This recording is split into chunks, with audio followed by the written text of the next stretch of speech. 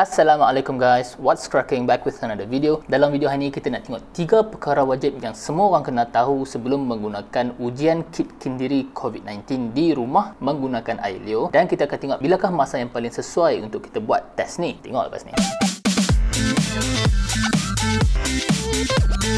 Okey guys, pada 21 Julai yang lalu, KKM telah memberi kelulusan bersyarat kepada beberapa jenis kit ujian kendiri, termasuklah ujian Ailio dan juga swab test yang kita boleh buat sendiri dekat rumah. Setakat hari ini ada lebih kurang 13 kit ujian yang berada di pasaran dan diluluskan oleh MDA. Jadi sebelum kita nak beli, pastikan kita beli kit yang diluluskan oleh MDA. Saya akan bagi link dekat bawah untuk hampa rujuk nanti. Okey guys, basically ada 3 cara untuk kita detect whether kita ni dijangkiti dengan COVID-19 ataupun tidak. Cara yang pertama adalah dengan kita detect genetic material of virus dalam badan kita, dan cara ni dinamakan sebagai PCR testing. Ni adalah gold standard. Cara yang kedua untuk kita detect COVID-19 dalam badan kita adalah dengan kita detect surface protein yang berada di atas permukaan COVID-19. Cara ni kita namakan sebagai antigen testing. Dan cara yang ketiga untuk kita detect COVID-19 ni adalah secara tidak langsung menggunakan antibody testing. Antibody ni akan dihasilkan oleh badan kita selepas badan kita terdedah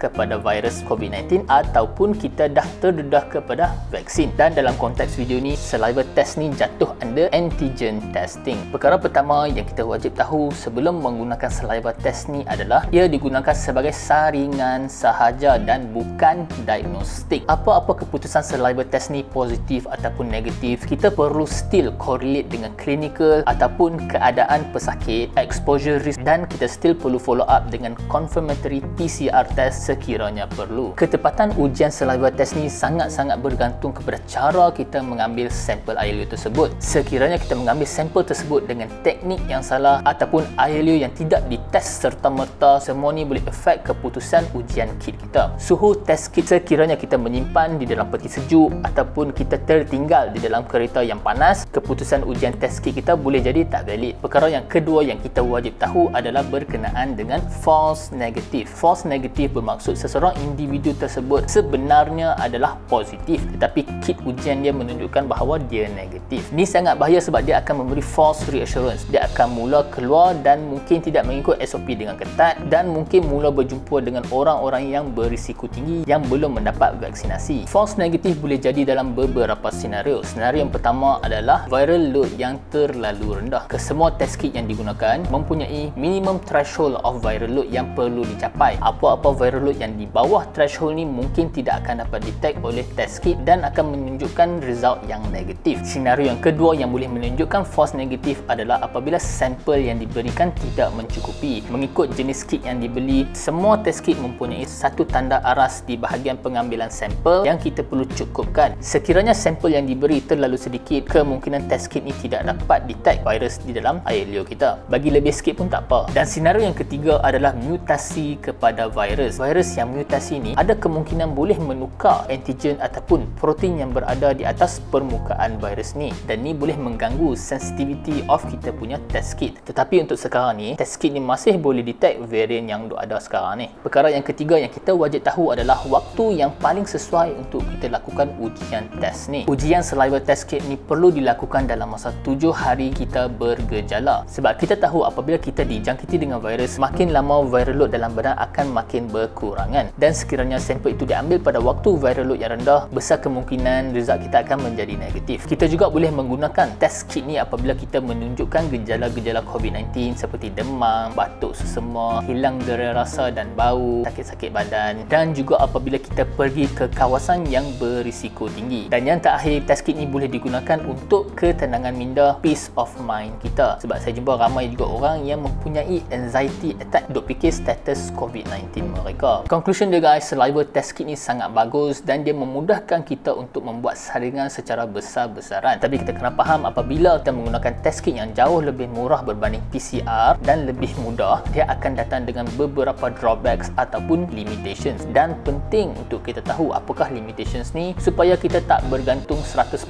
kepada ujian test kit tersebut. Dan sekiranya anda masih bergejala tetapi result home kit anda ni negatif, sila ke klinik kesihatan untuk proper check up dan confirmatory test sekiranya perlu. Dan jangan lupa untuk rekod keputusan HomeKit anda positif ataupun negatif ke dalam MySejahtera app anda. That's the video guys. Saya harap hangpa suka konten seperti ini. Kalau hangpa dapat apa-apa manfaat dari video-video ni, jangan lupa like dan subscribe. Tinggalkan soalan hangpa di ruang komen di bawah. Kita jumpa dalam video seterusnya.